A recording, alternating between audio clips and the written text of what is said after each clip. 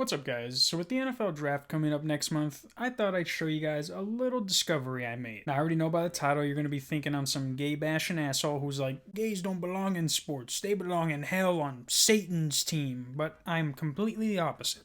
Honestly, I don't even care if you're gay. But what the title means is that while I was doing something for another video, I noticed that most, if not all, NFL players that come out as gay suck at playing football, and therefore are known as that gay football player instead of that one football player. And if you don't believe me, we can go down the list. Y'all remember Michael Sam, the first publicly gay player to get drafted into the NFL? Well, he was cut in the preseason in favor of an undrafted player. He then went to the CFL and was known as the first publicly gay player to play in the CFL, where he didn't record a single tackle. That's like going to the Pride Parade on a Zoom call. Or what about that random ass player who was in that Aaron Hernandez documentary, Ryan O'Callahan? He is known for that better than he's known for playing in the NFL. He was drafted in the 6th round by the Patriots in 2006 and didn't even win a Super Bowl with them as a backup. Peter Griffin was a better Patriot than he was. Dude's really putting the L in LGBT. There's also Carl Nassib, who I would say is one of the better ones. He was drafted in the 3rd round by the Browns, and his career achievement is having a strip sack on Lamar Jackson in overtime with the Raiders, but was released the next year, 2 years into his 3-year contract, and then exactly what I was talking about. By playing in the game, he became the first openly gay player in NFL history to play in a game. The bar's at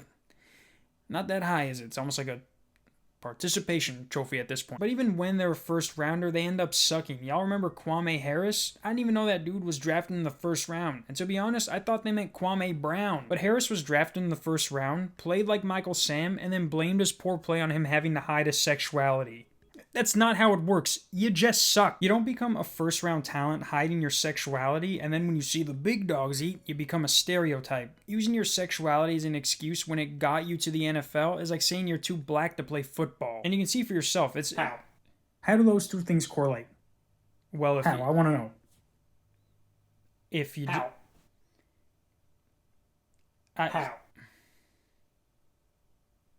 But I went through everyone on this list, and other than being gay, they just happen to play football. Some of them don't even have any info in their career, just a link to homosexuality in American football. Hey, I mean, that's something Tom Brady's never going to have, am I right? The funniest one I saw, though, was this kid named Connor Mertens, who apparently is the first active college football player to come out as bisexual. Did he also let you know that he can kick with his foot? We're all a little bisexual, all right? Since when is a bisexual person getting discriminated on? You don't go like, you don't hear someone like, fuck you, faggot, and you're like, hey, are you talking about me? And they're like, kind of. But like, when are we gonna have a Tom Brady or a LeBron James come at his game? Or at least a decent athlete? Y'all be in the closet your whole lives, and as soon as you hear, I don't think this guy has what those other guys have, y'all be like, is this the way out?